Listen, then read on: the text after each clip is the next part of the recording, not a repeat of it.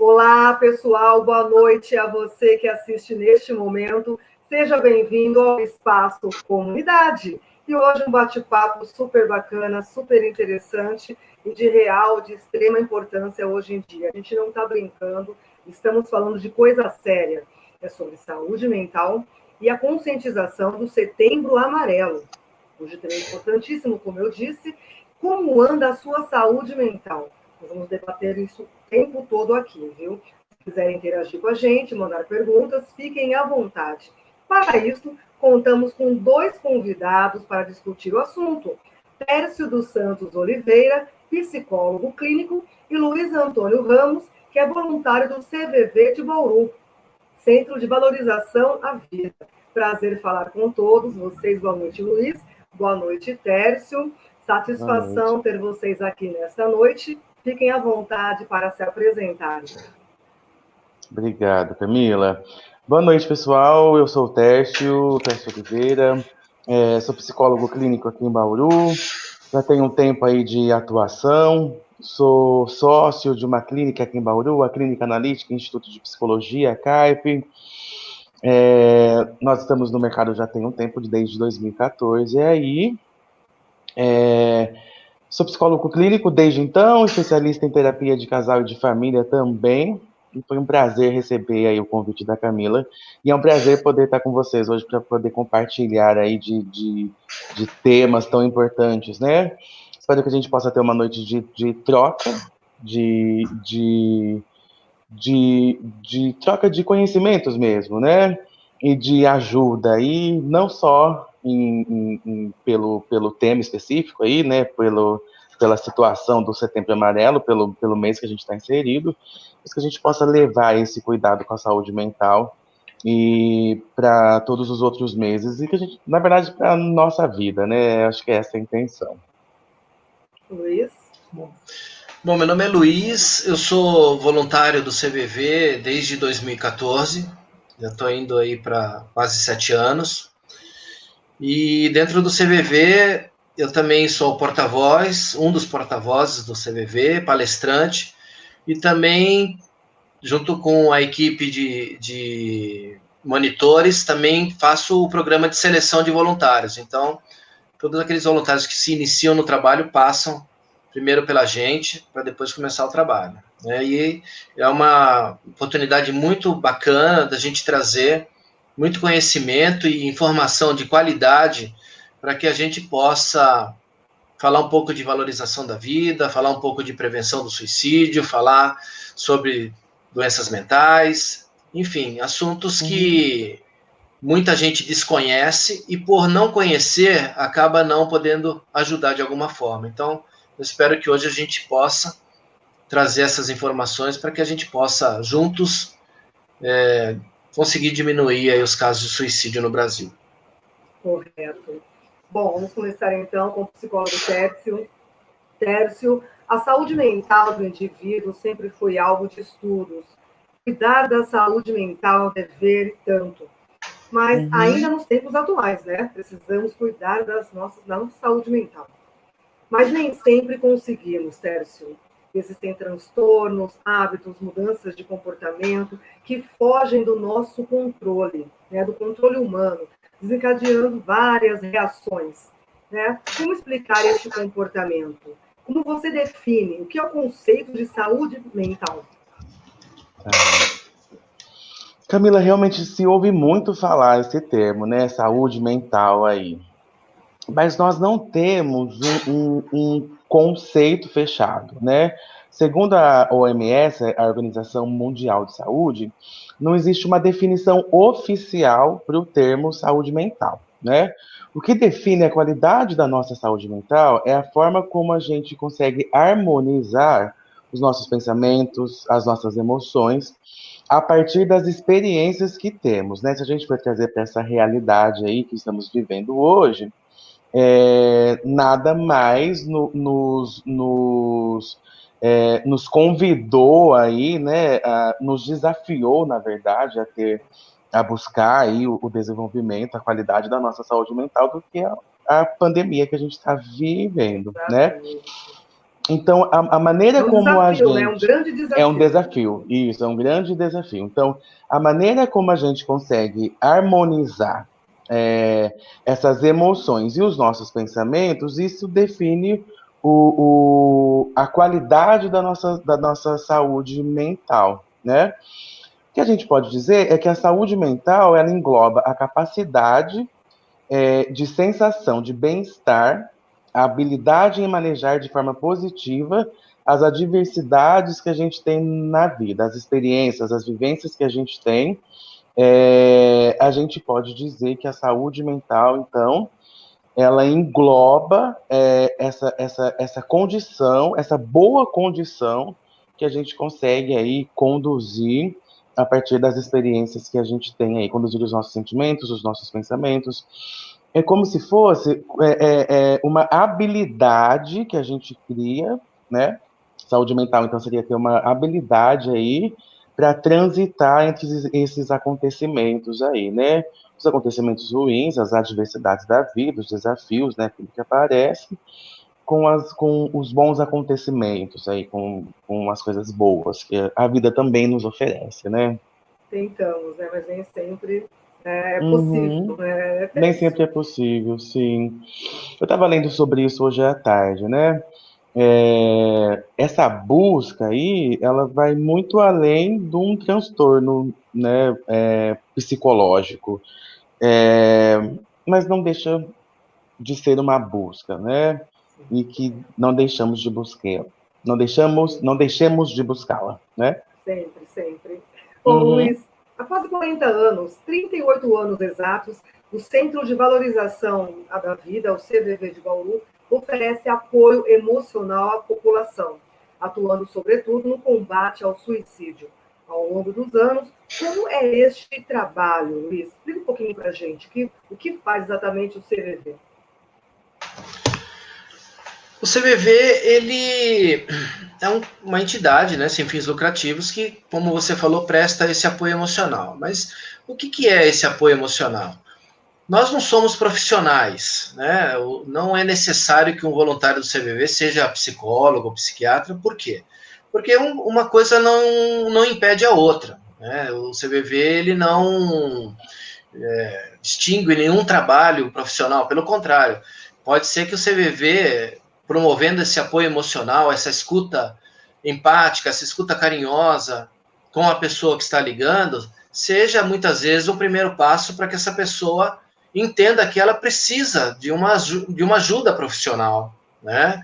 Então, é comum, às vezes, a gente ouvir em atendimentos a pessoa querendo saber que tipo de tratamento faz e que tipo de remédio toma, e a gente explica para ela direitinho que esse apoio emocional é essa promoção desse ouvir, desse conversar, né? Que a gente entende que quando a gente conversa, quando a gente coloca para fora aquilo que está incomodando, aquilo que está doendo, aquilo que está te machucando, você ajude de alguma forma para que essa tensão abaixe e ela consiga enxergar, às vezes, aquela situação, aquele problema de uma forma diferente, e quem sabe uma hora, e isso daí vai depender de cada um, ela encontre um caminho melhor para ela, né? Então, quando a gente faz esse ouvir, a gente promove alguma coisa diferente do que as pessoas encontram no seu dia a dia, né? Quando você conversa com alguém e coloca alguma situação que está difícil para você, é muito comum que essas pessoas aconselhem, que essas pessoas sejam diretivas contigo, que essas pessoas não tenham interesse no que realmente está acontecendo, né? O simples fato de você querer resolver o problema da pessoa, você muitas vezes minimiza isso. E quando ela liga para o CVV, a gente faz justamente ao contrário. A gente promove esse ouvir sem diretividade, sem aconselhamento, sem preconceitos, sem soluções simplistas, às vezes para problemas muito grandes, muito graves, né? Porque resolver a vida do outro é fácil. A gente às vezes não consegue resolver o nosso problema, mas a gente às vezes tem aquela soberba de que a gente resolve a vida do outro, né? Então, quando essa pessoa liga no CVV, ela consegue falar de uma forma, muitas vezes, mais tranquila, porque sabendo que a escuta é sigilosa, é anônima, muitas vezes ela se sente confortável de colocar aquilo para fora, que às vezes com alguém muito próximo, ela tem algum tipo de receio de falar. É o Justamente. desabafar. Ela vai desabafar com alguém que ela não conhece, do outro lado da linha. Sim, às vezes é muito melhor, porque ela sabe que ela não vai ser minimizada, ela sabe que ela não vai ser soluções rápidas e simples e às vezes que não funcionam. Então, e é muito, às vezes, mais cômodo para ela, né? Mais fácil para ela falar uma coisa que muito pessoal para alguém que ela não conheça, porque ela sabe que isso não vai ser usada, né, em alguma situação. Então, esse apoio emocional é isso, é essa escuta carinhosa, sem preconceitos, escuta empática, que a gente dispõe para as pessoas que ligam para a gente. E este comportamento, Tércio, é super saudável. Desabafar com alguém é como se fosse um divã, mas é um divã do outro lado da linha, no qual a pessoa se sente à vontade também, né? Onde as angústias, os conflitos todos, né? Ter simplesmente alguém para contar, para desabafar, né? Simplesmente para ouvi-lo, né? No momento em que mais precisa, é essencial hoje em dia, né, Tércio? Sim. E eu acredito também, viu, Camila, e aproveitando o gancho do Luiz aí, né, essa escuta carinhosa, empática, eu acredito que, por mais que a psicologia clínica está ganhando espaço ainda, mas existe muita resistência ainda, existe um preconceito de que a psicologia ela é direcionada aí, né, vulgarmente a loucos, né, então, e a nossa reforma psiquiátrica também é muito recente, né? Então, eu acho que você poder conversar com alguém, como o Luiz disse, que você não sabe quem é, mas que você sabe que está livre de julgamento, de maus intencionamentos, inclusive, né? Como ele disse, que ele trouxe, eu achei muito importante que, às vezes, o receio de que essa fala, esse desabafo aí, né, pode ser usado depois, mais para frente, de alguma forma ali que seja prejudicial. Eu acho que isso acaba impactando deixa a pessoa à vontade, sem travas, né?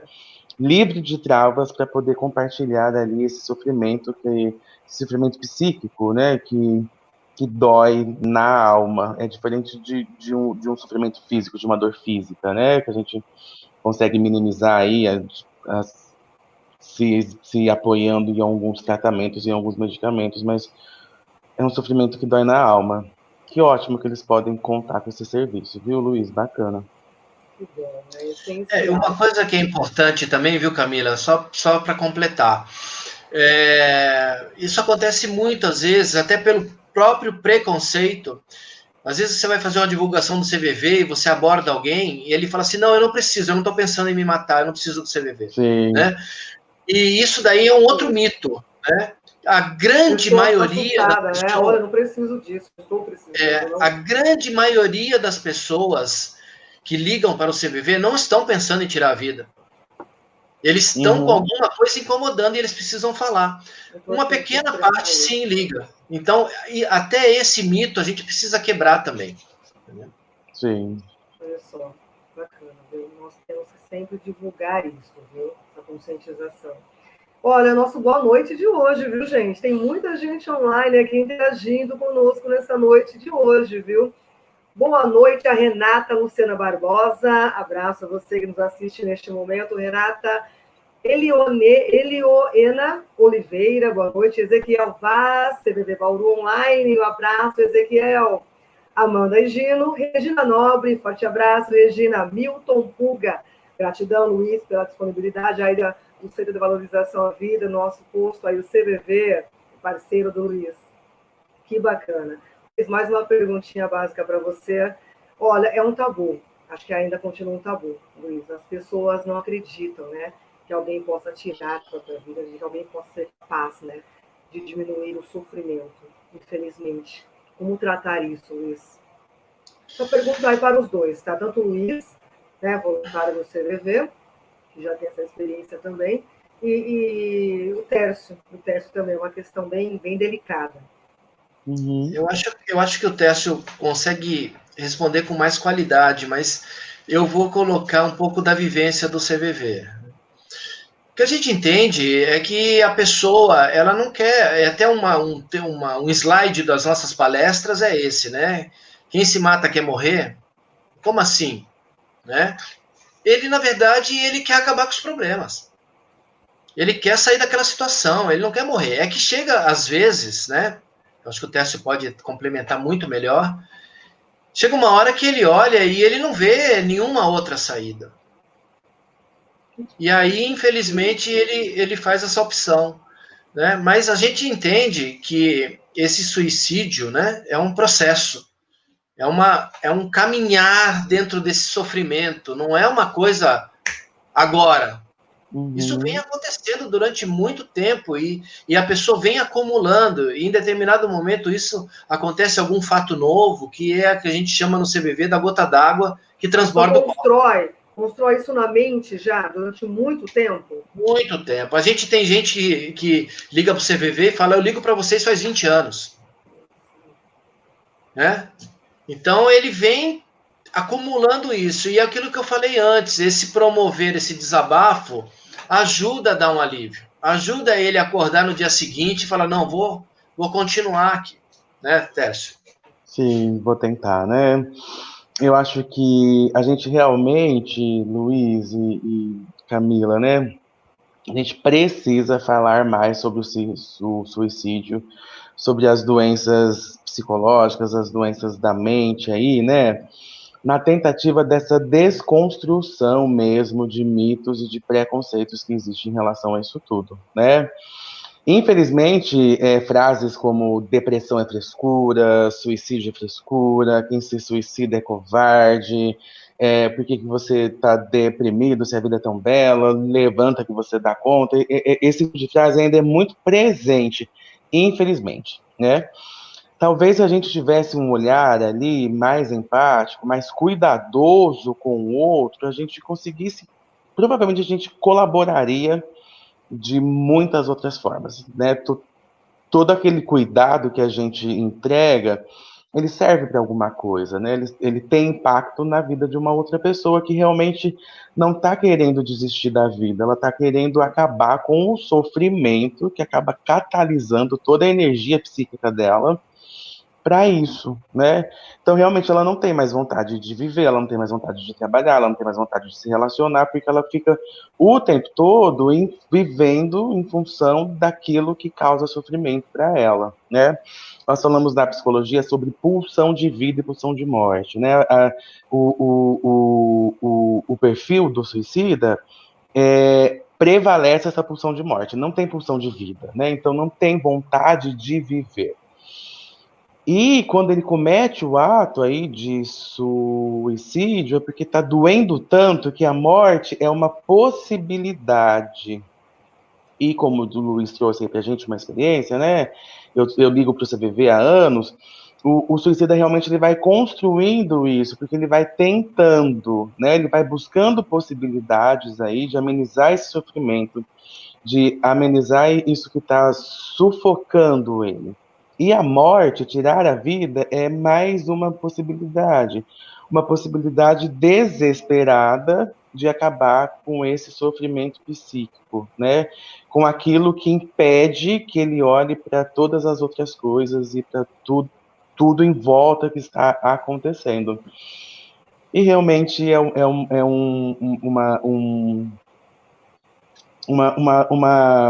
uma busca, né, de acabar com isso tudo. Então não é um ato de covardia, é mais uma tentativa de sucumbir com isso tudo que está aí engolindo ele o tempo todo, né? Não consegue olhar para mais nada, não consegue se alegrar com mais nada, ver graça em mais nada, né? Realmente fica o tempo todo focado naquilo e é como se nada mais existisse além do sofrimento. Isso vai crescendo, crescendo, crescendo, crescendo a ponto de engolir a pessoa. Não, mas isso pode ser revertido. Pega o gancho de vocês aí e viva a vida, porque acho que o papel do CVV, principalmente, né? As pessoas revertem esse tipo de caso. Quais são as chances de uma pessoa voltar a ser 100% ativa? Né? Você tem a depressão profunda, a falta de vontade de viver, mas ela é revertida. Ela é revertida, né? Quase 100% ativa. A pessoa De volta para a 90, vida normal. de 90 a 95% dos pacientes apresentam remissão total dos sintomas, Camila, a partir do tratamento adequado, né? A gente tem aí a depressão leve, moderada e a grave, que é a mais severa aí, né? Onde o indivíduo que sofre dessa psicopatologia realmente não tem condições de praticar aí funções que são corriqueiras, que são cotidianas, né? Funções laborais, por exemplo. Ele não consegue ir para o trabalho, não consegue se relacionar. Essa é a mais grave, a mais severa aí, né? O tratamento, ele é medicamentoso e psicoterápico. É importante que tenha esse apoio também. A partir daí, desse tratamento adequado, a remissão chega de 90 a 95% dos casos. E Luiz, vocês também recebem agradecimentos nesse sentido, de olha, muito obrigada, estou ligando para agradecer, né, o apoio de vocês, essa oferta de apoio emocional, vocês me ouviram, então estou 100% ativa, sou outra pessoa. Tem muitas ligações de agradecimento também, de gratidão pelo serviço, né? A pessoa precisou, né? O voluntário ouviu, e tem essa gratidão também. Olha, existe algumas pessoas sim que ligam e agradecem e tal. A gente até fala, né, que às vezes fiz um bom atendimento ou não fiz um bom atendimento. Às vezes o voluntário, principalmente os mais novos, eles têm essa questão, né? Mas o principal de tudo é estar ali. É estar ali com a pessoa. Isso que é o principal, né? A gente estar ali, porque quem está disponível para escutar? Quem está disponível para escutar a qualquer momento? Quem está disponível a escutar a qualquer momento por 100 vezes? Ninguém. E o CVV está lá, né?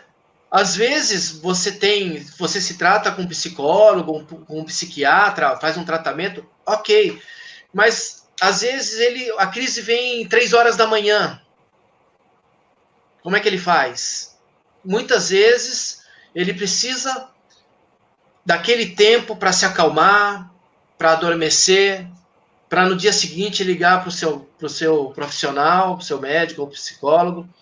E às vezes a gente faz esse trabalho. Então, nessas horas, a gente consegue ajudar muitas pessoas, porque às vezes a pessoa liga, ela rodeia, ela demora um tempo para se sentir confortável para falar, às vezes nem é na primeira ligação, na segunda, na terceira, ela precisa de um tempo. Eu acredito que no tratamento também a pessoa precisa de um tempo para se acostumar, se sentir seguro, né? E às vezes ela começa com um assunto muito superficial e aos poucos ela vai entrando naquilo que realmente ela quer falar. Então, essas pessoas que ligam há muitos anos para a gente são pessoas que começaram assim, provavelmente, e que hoje se sentem totalmente à vontade para conversar e falar. Né? Mas é muito importante estar ali, prestar o serviço, prestar o trabalho. Olha, chegou uma pergunta para os convidados. Olha, antes uma boa noite para a Franciele Ferrari. Boa noite, Franciele. Olha, Fábio José Torres tem uma pergunta para vocês dois. Né?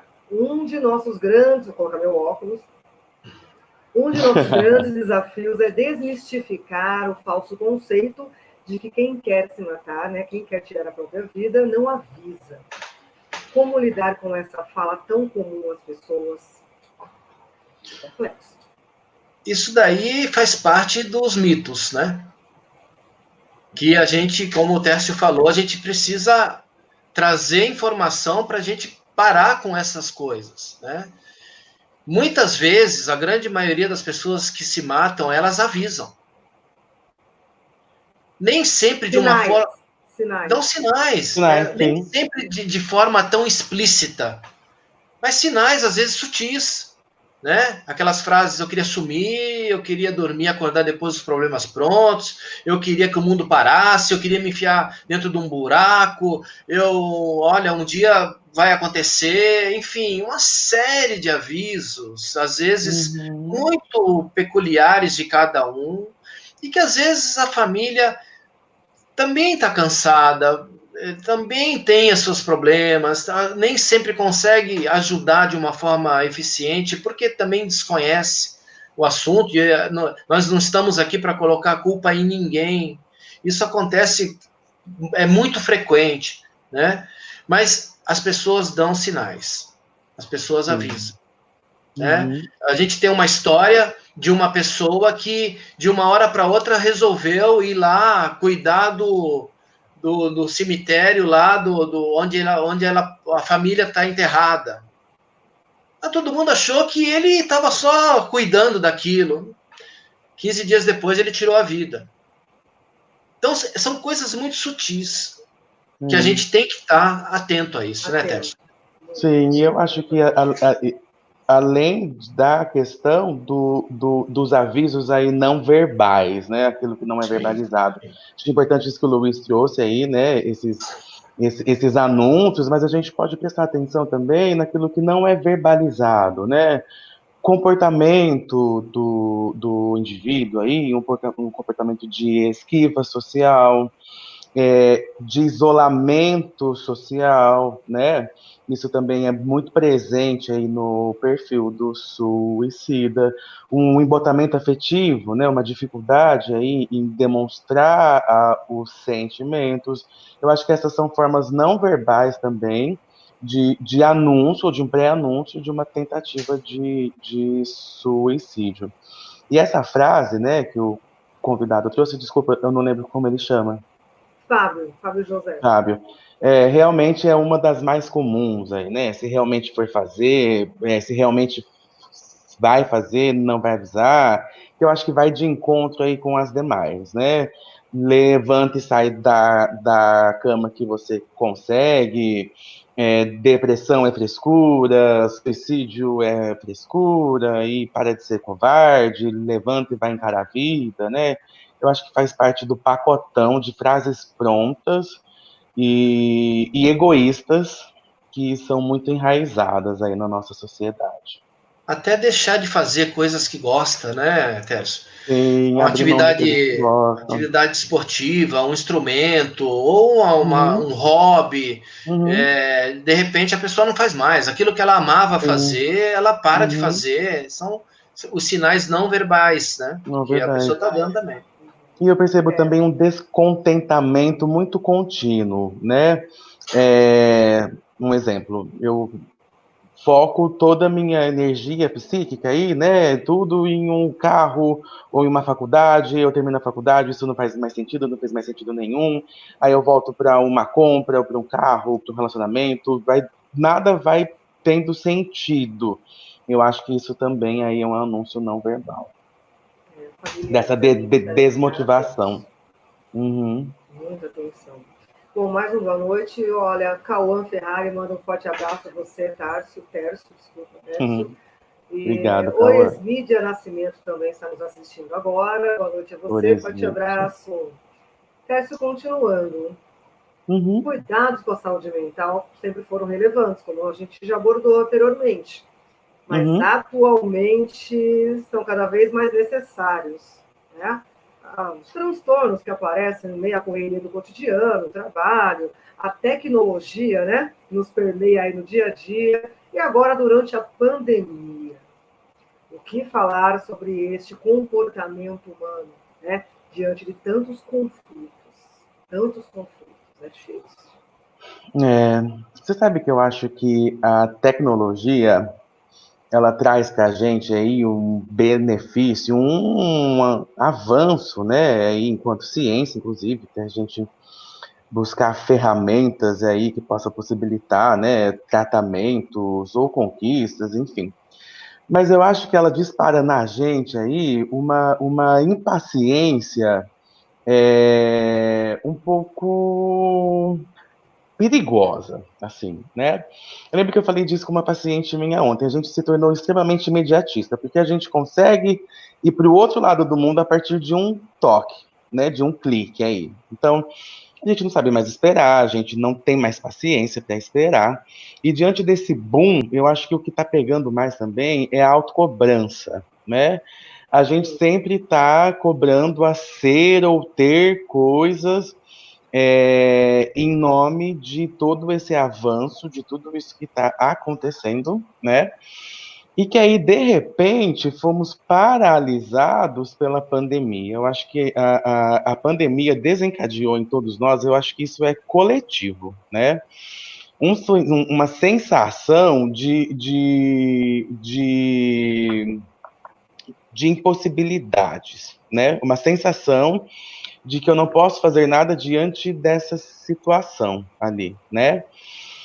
E obrigou a cada um de nós a olhar para dentro. Eu acho que talvez isso possa ser até um benefício aí da Eu pandemia, costumo né? dizer também, é uma Sim, transformação interna. uma transformação É, interna. A gente não tinha tempo para ter esse olhar para dentro, né? E a partir de tudo isso, a gente teve essa oportunidade que eu acho que deixou de ter tanto espaço aí para autocobrança e entrou um pouco do autoconhecimento, né? Por que eu preciso me cobrar tanto? O que eu preciso ter? Por que eu preciso ser? O que está acontecendo? Será que eu não estou levando muito no automático? Será que eu não estou sendo engolido por esse boom da tecnologia que diz que eu tenho, que eu devo, que eu vou, e se eu estou para trás, e se eu não tenho, eu fico para trás, e isso gera uma série de conflitos emocionais, psicológicos, que afetam nas nossas relações sociais, familiares, enfim. Então, eu acho que se teve algum benefício essa pandemia, foi esse desse olhar mais dentro, mais introspectivo, aí, onde a introspectivo. gente pôde, Ele só vamos, parou e falou, olha, tem alguma coisa de sim, errado, realmente. É, errado, e vamos olhar com para certeza. A isso. reflexão, foi uma A reflexão, reflexão, talvez possa sim, definir. a gente pôde tomar um cafezinho ali com a gente várias vezes, né? Chamar a gente para conversar, olhar para alguns conteúdos, alguns complexos, algumas coisas internas que no dia a dia, na correria ali do dia, a gente passava, né? Ia tudo no automático. Então eu acho que perdeu um pouco, saiu um pouco de campo a autocobrança e entrou um pouco em campo o autoconhecimento, que não deixa de ser doloroso do mesmo jeito, viu? Eu costumo dizer para os meus pacientes que eles são extremamente corajosos, porque quando a gente vem para a clínica, a gente tem uma tendência de empurrar as coisas para debaixo do tapete. Quando a gente vem para a clínica, a gente levanta esse tapete e olha para essas coisas todas, né? E não deixa de doer, porque é ruim entrar em contato, né, com algumas coisas ali que a gente tenta passar. E o autoconhecimento aí que a pandemia trouxe, eu acho que vai nesse sentido. Dá uma dorzinha, mas é necessário. Luiz, sobre essa questão? A gente tem ouvido muito nos atendimentos, isso vai muito de encontro que o Tess está falando, porque assim, se a gente precisa ser sempre melhor, se a gente precisa sempre vencer, acertar tudo, fazer as Super coisas, terminar a competitivo. faculdade, como é que eu vou lidar com isso hoje, sendo que eu tenho obrigação de ficar em casa, Uhum. né? Então, como é que fica o meu MBA? Como é que fica a minha faculdade? Como é que fica meu trabalho? Eu preciso vencer, eu preciso. E agora eu sou obrigado a ficar em casa, porque o isolamento era um assunto recorrente dentro do CVV, né? Só que às vezes é um isolamento por opção, né? Ou então diferente do isolamento obrigatório, né? Que a pandemia impôs. Então, o imposto é sempre mais difícil da gente aceitar. Com certeza. E aí você junta o imposto, um isolamento imposto, com aquele sucesso que você precisa alcançar, com aquele curso que você precisa terminar, com aquele projeto que você precisa entregar. Como é que você junta isso tudo? Se você conseguir administrar isso e tirar o melhor, legal. Mas tem muita gente que não consegue, né, Tércio? Tem muita Não. gente que se desespera, né? É comum você ouvir a pessoa falar: o que eu vou fazer agora? E agora? O que será de mim? O que será do meu trabalho? O que será... Isso gerou um desconforto muito grande dentro para muitas pessoas, eu acho que para a grande maioria, né? Então, isso tudo reflete lá na hora que a pessoa liga no telefone do CVV e coloca para fora. O assunto pandemia, o assunto isolamento, enfim, foi muito frequente, né? E aí entra um pouco da questão do autoconhecimento. Tudo uma coisa está ligada com a outra. Sim. Que é um trabalho que a gente faz muito forte dentro do CVV, que é trabalhar o autoconhecimento para poder, de alguma forma, tentar auxiliar para quem está ligando, né? A gente precisa conhecer um pouco disso, desse universo, para poder ajudar aquelas pessoas que estão ligando. Só que muitas vezes essas coisas acontecem sem aviso, que é o caso da pandemia. Quando começou em março, todo mundo falou, sei lá, mês que vem já está tudo normal. Exatamente. Só que a coisa está se estendendo, já tem 6 meses aí, e a gente não tem previsão para quando isso, não vou nem falar voltar ao normal, porque eu acho que voltar ao normal a gente não volta mais, né? Mas assim, quando é que a gente pode ficar um pouco mais tranquilo, né? Então essa incerteza, ela gera um estresse emocional muito grande em muita gente, né? E às vezes, coisas que que eram às vezes incomum no CVV, que era uma pessoa ligar simplesmente para bater um papo, para jogar uma conversa fora. Hoje a gente tem que ter um olhar diferenciado para essa pessoa que, entre aspas, só quer bater um papo. Na verdade, esse bater um papo é o início, às vezes, de uma coisa muito séria, muito grave. E a gente tem que dar essa oportunidade para que essas pessoas possam falar disso. Porque a gente tem um monte de aplicativos e máquinas para a gente ganhar tempo e a gente continua sem tempo. Sim. Quem tem tempo hoje para ficar 40 minutos ouvindo alguém? É difícil, né? Então, muitas vezes, esse ligar para o CVV é isso. É esses 40 minutos que ninguém tem para dar para ela e a gente tem para oferecer. Uma conclusão de vocês dois sobre essa questão.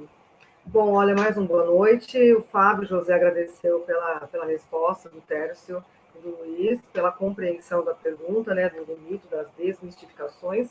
Mas a Renata também toca no mesmo assunto, tá? Renata Rocha, boa noite, Renata. Renata, a pergunta dela. Acredito que a cultura de se evitar tocar no assunto, suicídio, junto às pessoas que demonstram comportamentos depressivos. O que vocês dois colocam sobre isso? Sobre essa questão, sobre este assunto? Você pode repetir, Camila, que eu não entendi direito. Eu falei um pouquinho mais baixo, né, o áudio. Tá. Acredito que a cultura de se evitar tocar, existe uma cultura de se evitar tocar no assunto suicídio, junto às pessoas que demonstram comportamentos depressivos.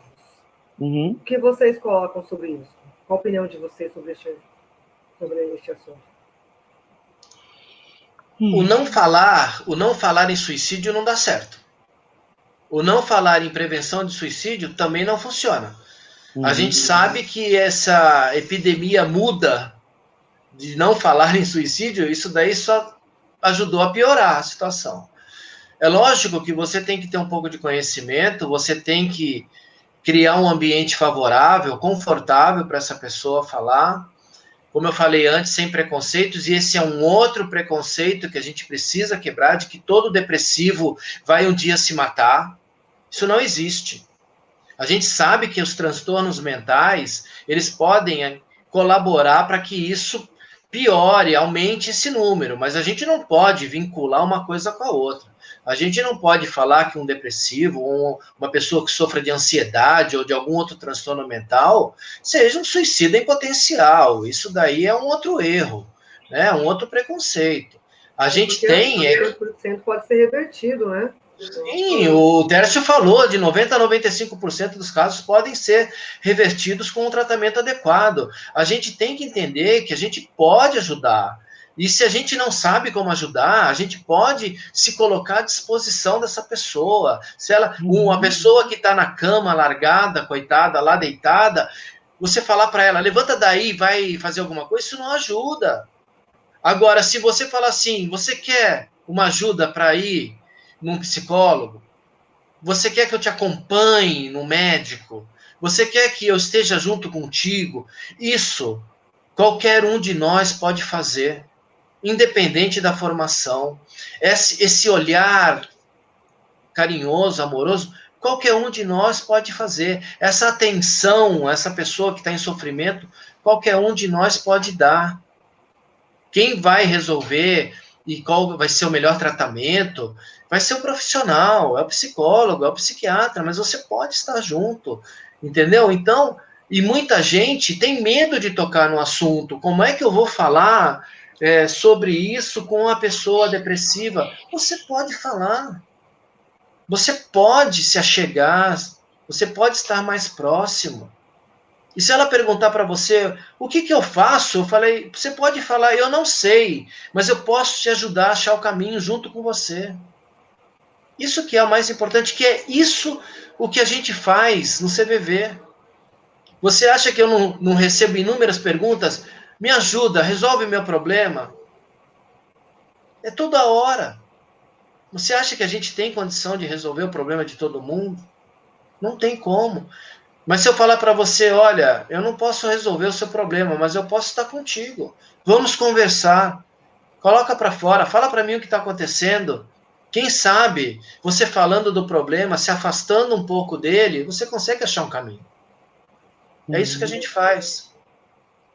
Isso mesmo, respondido. Boa noite também para a Kátia Almeida, Negão Araújo e a Elioena, que está muito bem explicado, viu? A questão. Tem um pessoal falando que os 50 mais te adoram, viu, Tércio? Mais de 50. Mais. Um abraço aí aos mais 50. Obrigado, mais de 50. Bom, Tércio, continuando, qual a diferença, acho que muitos, né? Muitos gostariam de saber. A diferença entre ansiedade, depressão e melancolia. Porque às vezes a pessoa acorda chateado, simplesmente chateado. Olha, não acordei legal, tô com um humor não muito bom, quero ficar na cama, tô chateado com alguma coisa. Alguma coisa me deixou meio deprê, né? Popular deprê. Mas pode ser que seja uma simples melancolia, ouvir uma música, caminhar, né? Ou simplesmente ler um livro, sei lá, não sei. Vocês são mais especialistas que eu, mas daqui 2, 3 horas a pessoa já está fortalecida para enfrentar o dia a dia, tá? E aí é diferente da ansiedade, né? Onde a pessoa fica sofrendo com o futuro, né? E a própria depressão mesmo, que é bem profunda, né? Sim, sim. Você sabe que uma das melhores coisas que eu aprendi na faculdade, Camila, é que ficar triste é saudável, né? Eu tive uma professora que ensinou isso pra gente. Sim, que ficar triste é saudável. Inclusive, fisiologicamente, é um rebaixamento aí da energia das células, então é normal que a gente fique triste, né? Sim, o que não é normal é permanecer triste, que aí já entramos num quadro patológico, né? A melancolia, ela é um estado de tristeza profunda, é uma das mais antigas e conhecidas formas de sofrimento, né? Eu acho que melancolia aí, como a depressão, né, que você disse aí, deprê, acabou ganhando espaço aí, né, na boca do pessoal aí, todo mundo tem uma intimidade aí com ela, né? A depressão e a ansiedade, a gente chama de neurose, né? E na ansiedade especial, como você disse, existe sempre a iminência, a preocupação de que algo vai acontecer e é algo que a gente não tem controle. Existe a ansiedade normal, vamos dizer assim, né? Diante de uma entrevista de emprego, por exemplo, eu fico ansioso porque é uma novidade e isso vai me disparar uma certa ansiedade. Quando isso aumenta, né, e aí vem os sintomas físicos, como taquicardia, tremor, sudorese, a gente chama de ansiedade patológica, né? Que é a ansiedade antecipatória, uma ansiedade de algo que vai acontecer, que eu não tenho controle, e geralmente ali tem uma preocupação muito exagerada, né? A gente sente que a gente está em perigo. E aí isso torna patológico e tem degraus, assim, né? É ansiedade normal, ansiedade patológica, crise de ansiedade, crise de pânico, transtorno de pânico. Então vai aumentando ali, e claro que com isso também vão aumentando os sintomas, né? Então, numa crise de ansiedade, a gente tem os sintomas físicos, como eu disse, sintomas, taquicardia, sudorese, sensação de falta de ar. Nas crises de pânico, além de todos esses sintomas físicos, nós também temos os sintomas psicológicos, que é o medo de morrer, medo de estar tendo um mal súbito, medo de estar tendo um AVC. E isso tudo, se não tratado corretamente, pode ir cronificando e chegar lá no transtorno de pânico, né? Mas é uma escala que vai subir. Já na depressão, a gente também tem degraus aí, né? E alguns sintomas também são muito comuns, que eu acho que é bem bacana trazer para que a gente consiga observar também aí, né? Geralmente, em quase todos os casos, tem alteração de humor, alteração de sono e alteração de apetite. Então, é normal que essa pessoa fique extremamente irritadiça ou extremamente deprimida, passa a comer muito ou passa a comer menos, né? Passa a dormir muito ou passa a ter insônia. Isso que eu disse, né? Todos esses sintomas são os primeiros sintomas da depressão. Então, eu acho que é até bacana que a gente conheça para que a gente consiga observar também, né? Esses anúncios não verbais que às vezes algum familiar, algum amigo, né, pode estar apresentando para a gente, e assim como o Luiz trouxe em toda a fala dele, a gente possa ter esse olhar empático e cuidadoso de dedicação de um tempo para essa pessoa.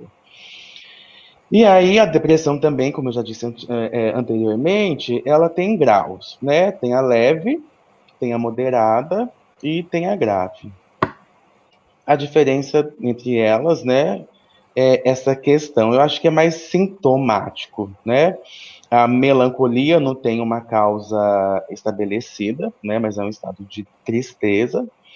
A depressão, ficar atento a esses sintomas e geralmente tem um gatilho, né? É algo que a pessoa vem trazendo ali, mas geralmente tem um gatilho e acaba desencadeando essa depressão enquanto psicopatologia e a ansiedade também, né? Além desses sintomas, há um gatilho que precisa ser tratado da mesma forma.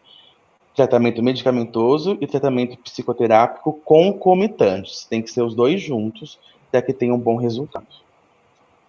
Luiz, homens e mulheres lidam de forma diferente com seus medos? Vocês podem perceber diariamente nas ligações, talvez os homens segurem mais o problema, enquanto as mulheres expõem mais do que afligem. Né? Você pode se perceber isso, né, no CVV? Olha, o trabalho do CVV, como eu falei antes, ele é um trabalho sigiloso e anônimo. Né? Não existe uma pesquisa, quem liga mais, quem liga menos, que tipo de assunto é falado. A gente não tem esse tipo de estatística, até porque o que a gente entende é que aquela pessoa que está ligando, na grande maioria das vezes, ela está trazendo um sofrimento. Independente de gênero. Um problema, uma situação. Independente de gênero. Agora, eu acho que as mulheres, né, aí é o Luiz falando, e a gente discute isso muito, né? As mulheres são mais privilegiadas, como você falou. Vocês têm uma facilidade de colocar mais para fora, vocês tem uma intimidade maior entre vocês.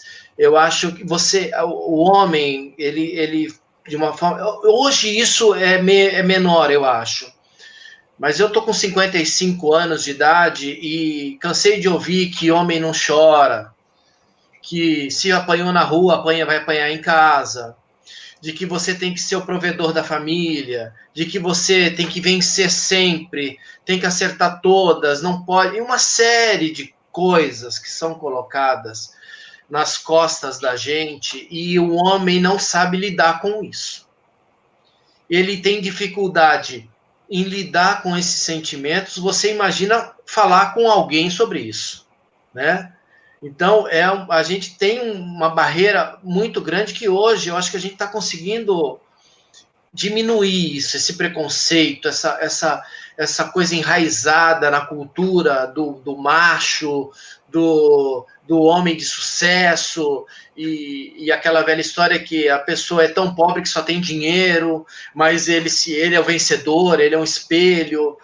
Eu acho que a juventude hoje tem um outro problema, que são as metas muito longas, muita exigência, enfim, isso é colocado em cima de nós, e os homens têm muita dificuldade de conversar sobre isso, né? Então, eu acho que nesse sentido as mulheres são privilegiadas, conseguem colocar mais para fora. Lógico que a gente está falando de uma forma geral, existem de todos os tipos, mas a gente tem muita dificuldade em lidar com isso tudo. Uma coisa muito importante que eu acho que a gente tem que saber é que a gente não conhece os sentimentos. Às vezes a gente acha que é uma coisa e é outra. Às vezes a gente sente raiva e não é raiva, é uma culpa, é um medo. A gente confunde sentimentos, a gente não identifica isso de uma forma muito clara. E se você não identifica, como é que você lida com isso? É uma situação complexa, né? Uma outra coisa que o Tércio falou, das depressões médias, graves, né? Muitas vezes a pessoa não sabe nem o porquê que está doendo, né? Eu escutei de uma colega do Tércio essa semana, ela falou assim, a depressão, a pessoa está em depressão, mas ela muitas vezes não sabe qual é o motivo real daquilo. Diferente de uma tristeza, que você está triste por determinada coisa. Uhum. A depressão, muitas vezes, ela não sabe. E aí essa pessoa liga para o CVV e ela fala assim, olha, eu estou mal, preciso de ajuda. Aí você fala para ela, o que você precisa? Ela não sabe te falar o que ela precisa. Ou então você fala para ela assim, ok, vamos falar, fala o que está acontecendo contigo, eu estou aqui para te escutar, para conversar contigo. Às vezes ela não sabe nem por onde começar, porque ela não identifica, ela não consegue discernir qual é o sentimento. E nós, homens, eu acho que pior ainda, né? Então, e aos poucos a gente está conseguindo aprender um pouquinho, e tudo isso que a gente está fazendo, principalmente dentro do Setembro Amarelo, é muito importante para trazer essa informação, para trazer conhecimento para as pessoas. Porque eu sempre falo que ninguém conversa daquilo que não conhece, daquilo que não domina. E sentimentos, prevenção de suicídio, saúde mental, são coisas que a gente não está acostumado a conversar. Então a gente não conversa sobre isso. Aproveitando o gancho, a Eliona Oliveira disse isso, olha, eu penso que às vezes não é uma questão de palavras, é uma questão de presença, de estar junto, mesmo que não saiba o que dizer, já faz a diferença. É isso mesmo. Com certeza. Uhum. É o que a gente procura fazer. Sim, o sentimento de desesperança é muito presente aí na depressão, né? Então, acho que a partir do momento que, mesmo que alguém que não fale nada, mas esteja ali do seu lado, eu acho que faz brotar aí, né? A possibilidade de que tem alguém para segurar na sua mão e que pode passar isso com você, que está disposto a passar isso com você e que vai colaborar de alguma forma, né? E esse estar junto também é uma coisa muito interessante, porque acho que na pergunta anterior, né, de como abordar o assunto, de como falar com a pessoa que está sentindo, você precisa estar num ambiente confortável, num ambiente livre de ameaças, né? Uma vez um conhecido meu falou assim, poxa, eu tentei tanto ajudar o fulano, eu levei ele no shopping para tomar um café e ele não falou nada, mas no shopping não é um lugar para falar. Cheio de gente, com gente na mesa do lado, com gente ouvindo, com gente passando. É importante ressaltar isso. Não é um ambiente confortável. Não é um ambiente favorável para que a pessoa fale. E se em determinado momento essa pessoa se emocione e tenha vontade de chorar, ela vai ficar constrangida ali. Então, e eu acredito que muitas vezes, na grande maioria das vezes, todos nós queremos ajudar. Mas é que às vezes a gente não sabe como. Né? Sim. Então, quem sabe se, em vez de ir no shopping, ele fosse até a casa dessa pessoa, só os dois, deixasse ele à vontade, sem curiosidades. Porque o ser humano é muito curioso, né? Se alguém fala para você, olha, eu estou devendo no banco, a pessoa já quer saber quanto que é, né? Não interessa quanto é que é, o que interessa é que ele está sofrendo com isso. Olha, eu fui traído no meu relacionamento. Com quem? Quantas vezes? Aonde? Não são perguntas acolhedoras, são perguntas curiosas, né? O foco não é com quem, ou quantas vezes, ou aonde. O foco é o sofrimento que aquilo está trazendo para a pessoa. Entendeu? E esse olhar diferente é o que faz toda a diferença. Tá certo. Olha, nosso bate-papo tá fluindo muito, muito mesmo. Um abraço aí a Michele, a Carolina de Menezes, boa noite, Amanda. E olha, tem mais duas perguntinhas, né? Uma para cada um, para finalizarmos, mas a gente vai voltar um outro dia, viu? Uma outra semana aí, porque saúde mental é um assunto importante que deve ser discutido sempre. Bom, Tércio, para finalizarmos, quais os reflexos dessa pandemia na saúde mental de toda a sociedade e principalmente das crianças que estão agora na iminência de retornar às aulas após 6 meses em casa?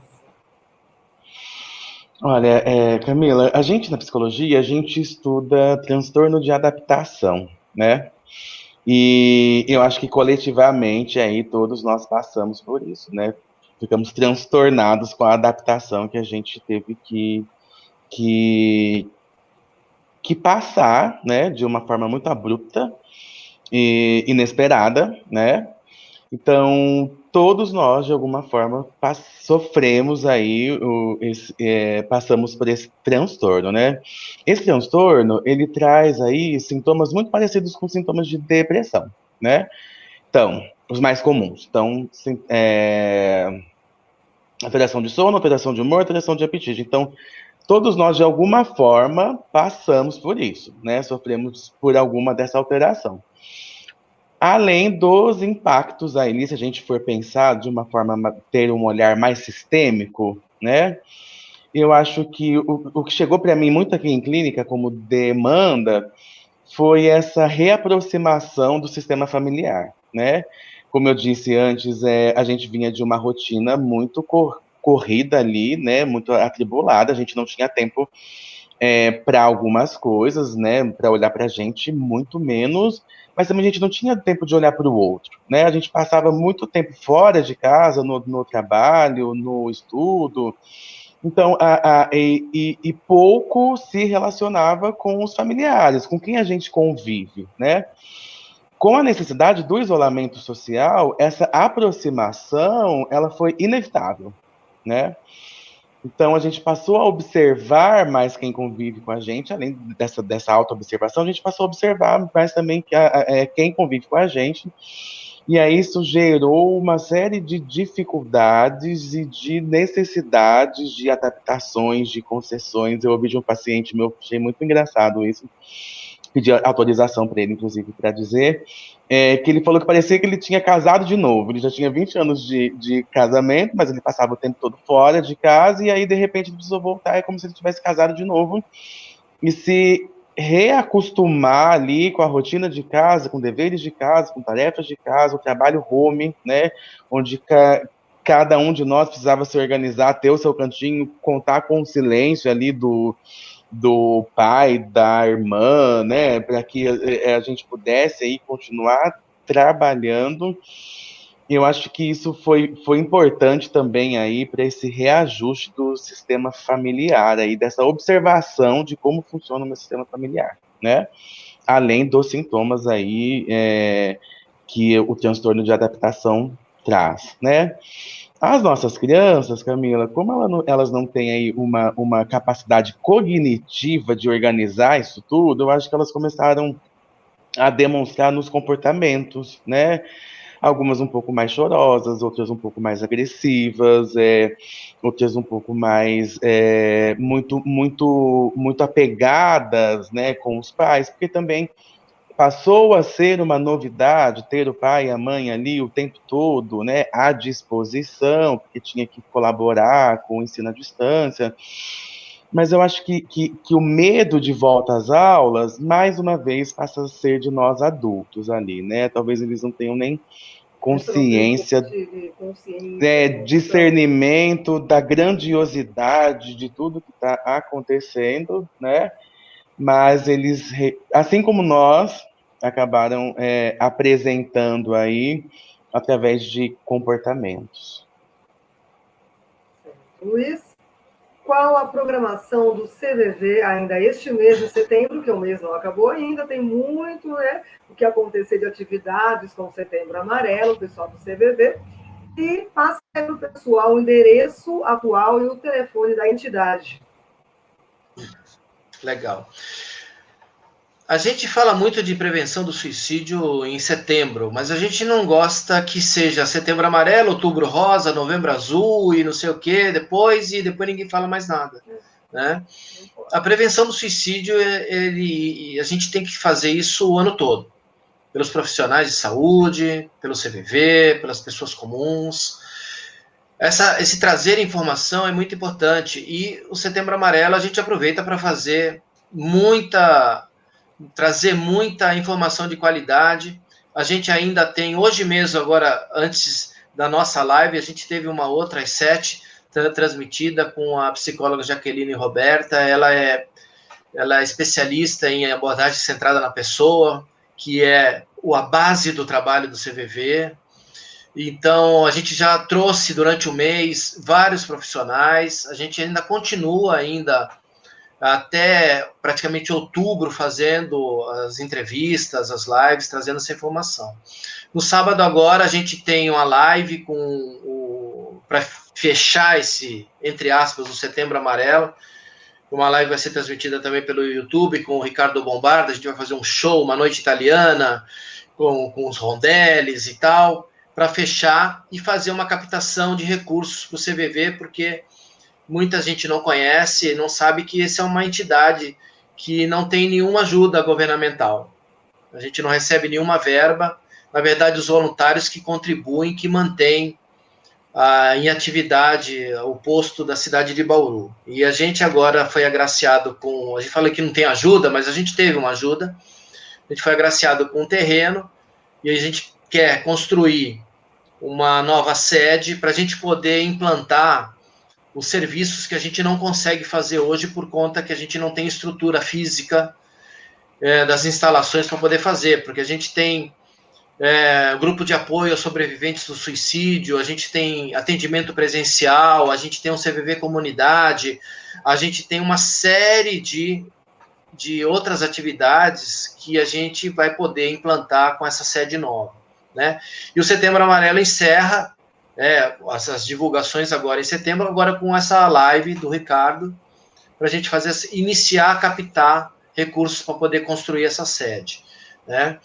E esses eventos, eles vão se estender ainda durante o mês de outubro. Toda essa programação pode ser acompanhada pelo Instagram do CVV. A gente tem um CVV nacional e um CVV Bauru no Instagram, no Facebook. Toda essa programação pode ser acompanhada por essas plataformas. Aqui em Bauru, a gente tem 2 canais de de informações, até para aquelas pessoas que queiram eventualmente participar de um programa de seleção de voluntários e se tornar voluntário junto com a gente. Você pode acessar através do e-mail, que é o bauru@cvv.org.br, ou pelo telefone com o WhatsApp, que é o 14 991 920415. Você, por esses dois canais, pode entrar em contato com a gente e quando formos fazer um próximo PSV, que a gente chama que é o Programa de Seleção de Voluntários, a gente entra em contato e manda as informações para essas pessoas. Eu faço o convite para que as pessoas se permitam conhecer o trabalho do CVV, né? Como em outros trabalhos voluntários, muitas vezes nós somos muito mais ajudados do que a gente pode oferecer ajuda. É um trabalho que exige um autoconhecimento, um desenvolvimento pessoal, mas que exige da gente comprometimento e disciplina, mas que é muito bom, é muito bacana, e saber que você pode estar ajudando alguém é muito interessante, muito gratificante. Então, você que queira conhecer um pouco mais o CVV, você também pode, para conhecer um pouco mais da história e ter conteúdo até gratuito, você pode acessar também o site do CVV, que é o cvv.org.br. Todo o material que está lá é gratuito e disponível para aquele que queira, de alguma forma, ajudar e conhecer o trabalho e poder, quem sabe, se tornar voluntário também. E eu agradeço a oportunidade, Camila. É muito bacana sempre falar do CVV, falar contigo, falar com profissionais e levar informação e poder ajudar de alguma forma. Camila, eu posso só dar um recadinho aqui também rápido? Eu acho bacana para a gente finalizar realmente, né? Falamos tanto em desconstrução, em desmistificação, em autoconhecimento, em permitir-se, né? E que eu queria fazer um convite aí para quem está assistindo a gente, que um exercício de cuide-se, né? Cuide-se da sua saúde mental, né? Aqui na CAIP, na Clínica Analítica, Instituto de Psicologia, nós somos em 8 profissionais, 8 psicólogos, né? E uma equipe maravilhosa que pode receber cada um de vocês, né, para esse trabalho realmente aí, né, de investimento pessoal, de investimento emocional, de investimento de saúde mental, né, como foi a proposta da live de hoje. Eu também gostaria de deixar o contato aqui da clínica, né? Nós também temos o WhatsApp, é o 14 99666 1224. Fazer um convite para vocês também nos seguir nas redes sociais, @Clínica Analítica. Lá a gente faz muita postagem sobre esses temas ali, né? Relacionados a evolução, ao crescimento pessoal mesmo, né? O autocuidado, e claro que muitos conteúdos também baseados aí na ciência e psicologia, que é o que a gente representa aqui enquanto profissional, tá bom? Também agradeço pelo convite, agradeço pela troca aí com você e com o Luiz, e aproveito para me colocar à disposição também. Ok, estou muito contente aí pelo desempenho dessa live de hoje, todos assistindo, interagindo conosco, viu? Muito obrigada a você de casa que nos assistiu até este momento. Bom, parabenizo primeiramente ao trabalho do CVV. Eu, como jornalista, repórter, já fiz muitas matérias e conheço o trabalho, estive lá várias vezes. É um trabalho excepcional aqui em Bauru, um trabalho excepcional e essencial. Então, se você de casa tiver a oportunidade de conhecer um pouco mais sobre o trabalho de voluntários do CVV, vai lá, conheça, acesse as redes sociais, viu? Vale a pena, viu? Muito bacana mesmo. E parabenizo também o Tércio pelo trabalho desenvolvido na clínica. Parabéns, Tércio. Obrigado, Camila. Obrigado. E finalizamos este bate-papo de hoje por aqui. Agradeço a você, a todos de casa que nos assistiram, enviaram as perguntas, interagiram conosco. Obrigada de coração mais uma vez, Tércio, Luiz. Obrigado. Fiquem ligados que na próxima semana tem mais um bate-papo aqui no Espaço Comunidade. Saúde e paz. Tchau. Até. Obrigado. Tchau, tchau. Tchau, tchau.